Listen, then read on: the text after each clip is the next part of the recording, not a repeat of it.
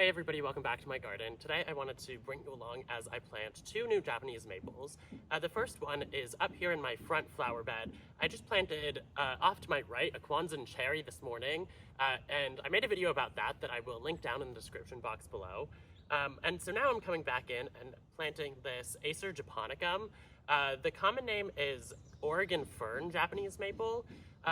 So all Japanese maples, and all maples in general, are in the genus Acer, which of the botanical name, Acer is the first word, and then the species is the second word. So in this case, this is an Acer japonicum, and different types of maples are different species. So for example, most what are commonly referred to as Japanese maples are Acer palmatum. Like I said, this is an Acer japonicum, so very similar but a slightly different species. I particularly love Acer japonicums because they have nice big leaves. Typically, the japonicums have bigger leaves than the Acer palmatums do. You can certainly find Acer palmatums that have a little bit bigger leaves, but as a rule, I find that the Acer japonicums tend to be a little bit bigger in terms of leaf size. So this tree, if I let it get to its full potential, could get 8 to 10 feet tall. I would be surprised if it got that tall here in this garden. And it's hardy down to zone 5. So here in eastern Washington, we are zone 6, so this is plenty winter hardy. You can see it already has a ton of fall color. I really love Japanese maples as a whole, and specifically varieties such as this one, because they get this really nice, deep red kind of burgundy color that I think is just absolutely spectacular. It's in a full sun location here. Luckily, here where I'm at in eastern Washington, it gets warm in the summer, but Japanese maples can generally take full sun here. And eventually, I expect this cherry will get big enough to provide it some shade, although it really doesn't need it, where the nursery that I bought this from is actually the nursery that grew it, and they grew it out in full sun, so I expect that it should do very well here. You can see I've already dug a nice size hole, and so to plant it, I'm going to start by mixing in a few handfuls of this Espoma Biotone starter fertilizer. I mix this in with pretty much everything I plant. You can use any sort of organic granular fertilizer. And I don't measure, I just kind of do it by feel. You can see I'm using quite a bit. With an organic fertilizer, you don't have to worry about burning the plant, so you don't want to go too crazy, but you can use a good amount and it isn't going to harm anything. So I'm just going to scratch it into the bottom of the hole. I already made sure, I set the plant down in there and made sure that this would be an appropriate sized hole. Now I'm just going to kind of bang on the side of the pot to loosen it up, and then knock the pot off. You can see this guy has a really nice root system and it's not too root bound, which is perfect. I'm still going to loosen it up a little bit, although honestly I don't even know that it's necessary. And then I'm gonna take and set it in the hole. I'm gonna even out the bottom here so it sits straight. And I've twisted it so that this side, which is the front, where it's kind of, you know, more naturally the front of the tree, is facing the front of the flower bed. And then I'm just going to take my excess soil and backfill and plant it like you would any other kind of tree or shrub.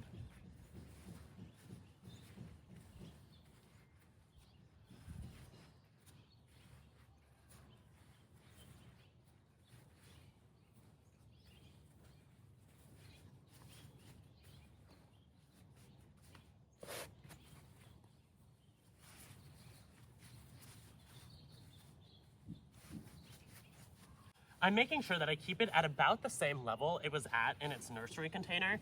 That is really important. You don't want to bury anything too deep. That tends to strangle plants and choke them out. It's really not good for the plant. So it's even better to err on the side of planting it a little high. I would rather have you plant something a couple inches higher than it was at in its nursery container than a couple inches lower. And so now that I've gotten it all backfilled and pressed in nicely, my last step, besides watering and mulching, is going to be to put a stake in it. Now, if you've watched my video about planting the cherry, you'll know that I generally don't stake trees unless it's necessary. With a weeping Japanese maple like this, it is 100% necessary. If I don't stake it up at all and train a new leader, This tree is probably never going to get much taller than it is now. It's only a few feet, and I really want it bigger than this, so I'm going to need to put a stake in and get it to grow up a little bit higher.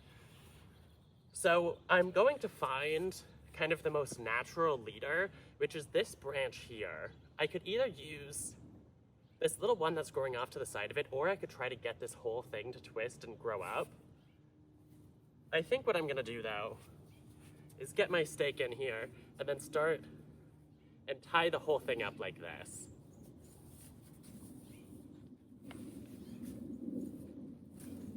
I'm gonna make sure that the stake is really in there well so it doesn't go anywhere.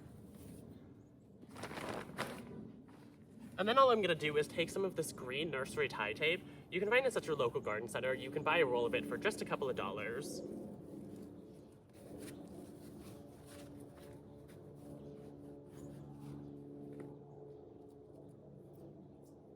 And all I'm gonna do now is take a chunk and start tying it up.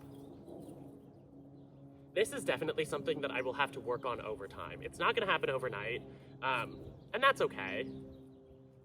I could just let it be and let it stay at about 3 feet tall, and it will get a little bit bigger without any extra assistance, but I really would like this tree to have some decent height on it. Eventually, I would like it to be upwards of like kind of 6 feet.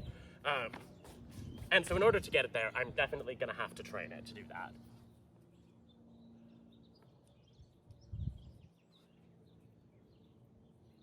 This branch is pretty woody already, so I'm not gonna put too much pressure on it because I don't wanna run the risk of breaking it. But just like that, I'm just gonna kind of tie it up. Eventually this stake will not be tall enough and I'll have to come in and replace it with a taller one. I didn't want to use anything too tall at the beginning when the tree's still quite short. That would really draw your eye in the garden. This is obviously noticeable, but it's not too obstructive. If I came in with one that was, already 6 or 8 feet, I think it would just be a little bit too big. But that's all I have to do for now. I will come back in and water it well, and then mulch the entire thing.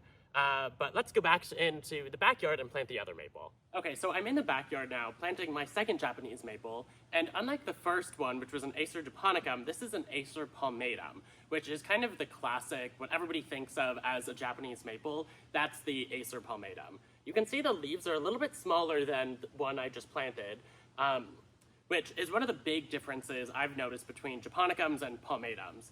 This is the variety Geisha Gone Wild, and it's also not weeping. Unlike the one I just planted, I won't need to stake it up or anything like that. This guy will naturally grow 8 to 10 feet kind of on its own, left to its own devices. And you can see it has this really nice pink color. In order to get that, it needs a really good block of direct sun. So this area is shaded right now, but it does tend to get some pretty good sun in the afternoon. So I think it should be more than enough to keep this plant not only happy, but also to get it to color up like this and get the really nice pink color. This bed is a little bit of a hodgepodge right now. I've got some daisies behind me, a great big hosta in the front, another hosta off to my left, a hydrangea macrophylla. That one will probably come out. I'm not a huge fan of macrophyllas in this area, but this Japanese maple is going to be kind of the first thing that I'm planting in this area, and so this bed will really start to take shape around this maple. I've already dug a good-sized hole, and like the last one, I'm gonna mix in a few handfuls of Biotone to make sure that it gets off to a really good start. I tend to go through quite a lot of this stuff. And then I'm just gonna kind of scratch it in. And then just as if I was planting anything else, I'm gonna bang on the sides of the pot and knock it off. This one is quite a bit more root bound than the first Japanese maple was, so I'll just go around and make sure I loosened it up. You don't need to go crazy, but you do want to make sure that you break this root memory a little bit. And then I'm going to sink it down into this hole at roughly the same level it was already growing at. This is a pretty small plant right now, and in all honesty, Japanese maples don't grow all that quickly, so it's gonna be a few years before it has some good size on it. I think that's fine though. For now, it's tall enough that you can see it behind this great big hosta, so I'm not upset about the small size.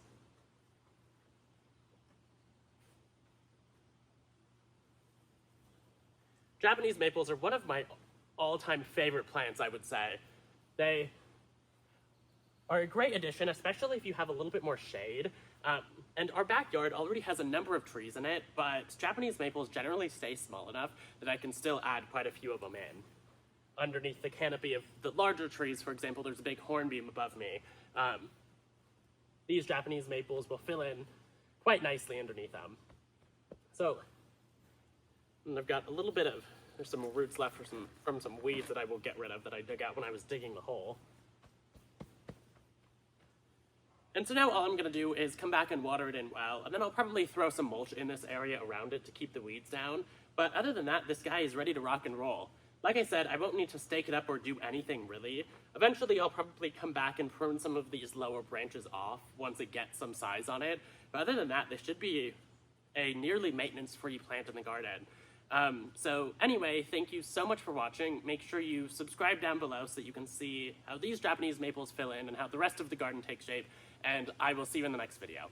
Bye.